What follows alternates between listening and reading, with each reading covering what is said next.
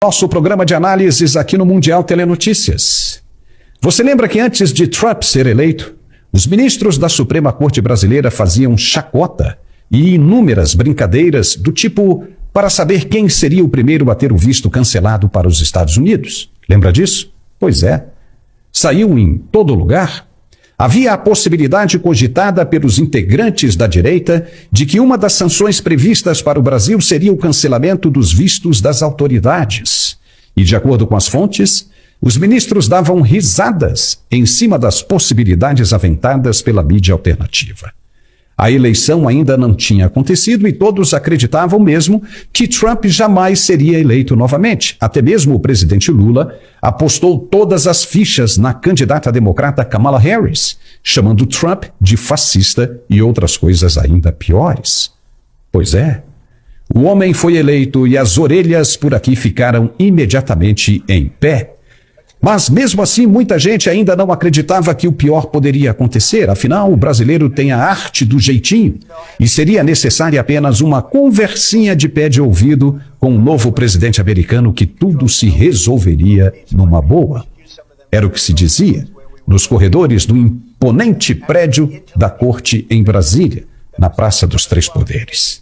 Se acreditava que Trump era o mesmo do primeiro mandato, um estreante deslumbrado com a presidência e que tudo se resolveria, quem sabe, com algo comparado a uma cervejinha em uma mesa de bar e uma picanha na chapa besuntada na farinha. Não é assim que essas autoridades pensam? Afinal de contas, nós somos as autoridades supremas e não a ralé. Bobagem! Doce ilusão para quem não acompanhou a evolução dos tempos. Nem mesmo os mais sagazes auxiliares conseguiram passar a ideia de que os Estados Unidos não são como o Brasil e que os valores por lá são muito maiores e conservadores que os de cá. Mas então veio um outro nome que ninguém imaginava também que pudesse representar algum perigo. Afinal, como disseram na Globo News, que é a empresa entendida por muitos como a estatal privada de comunicação, esse novo nome era apenas mais um playboy deslumbrado com o poder, um garoto mimado, bilionário. Só para você ver como é distante a noção de realidade e respeito que separa os brasileiros dos americanos. O nome era, é e será por muito tempo Elon Musk. O cara, em apenas 2 dias, colocou o seu sistema de inteligência artificial para trabalhar e trouxe resultados alarmantes para o mundo todo. Foi impressionante. Se descobriu todo o esquema sujo de corrupção e desvio de dinheiro do pagador de impostos americanos.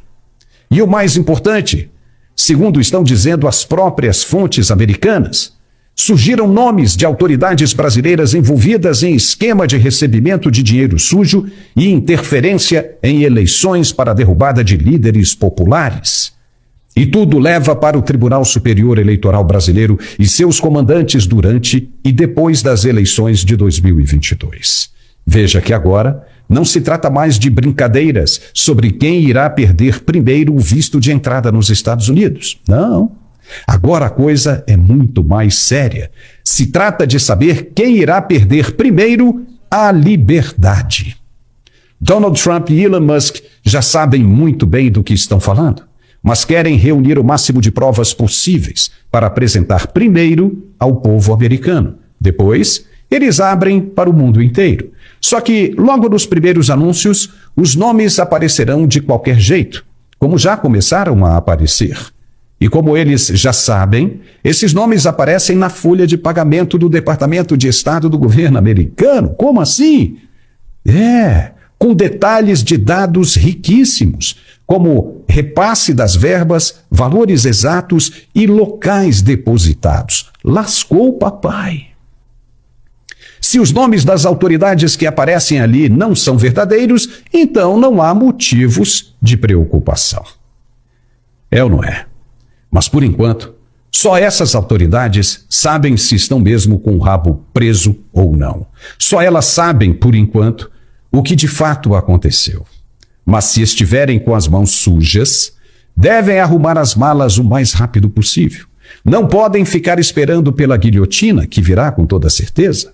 Devem se mandar para qualquer lugar do mundo, como a Sérvia, por exemplo, e depressa. Os indicativos de que é tudo verdade estão cada vez mais fortes, ao ponto de que os auxiliares diplomáticos do Itamaraty já avisaram o ministro Alexandre de Moraes para não pisar mais nos Estados Unidos, porque corre o risco de ser preso a qualquer momento que pisar no país. Entendeu agora a gravidade desse problema? Os diplomatas brasileiros do Itamaraty foram avisados desta possibilidade e a coisa é grave, muito grave.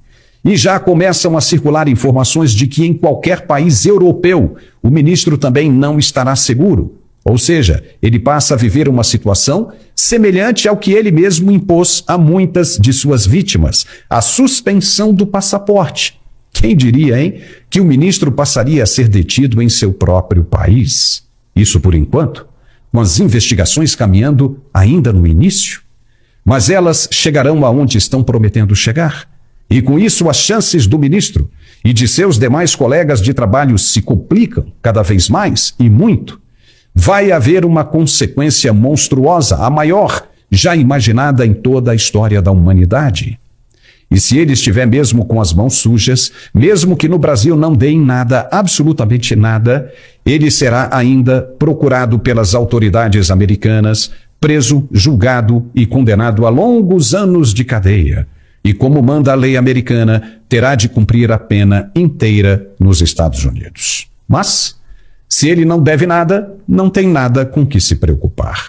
Não é verdade? Só lembrando que o mesmo ministro colocou Elon Musk no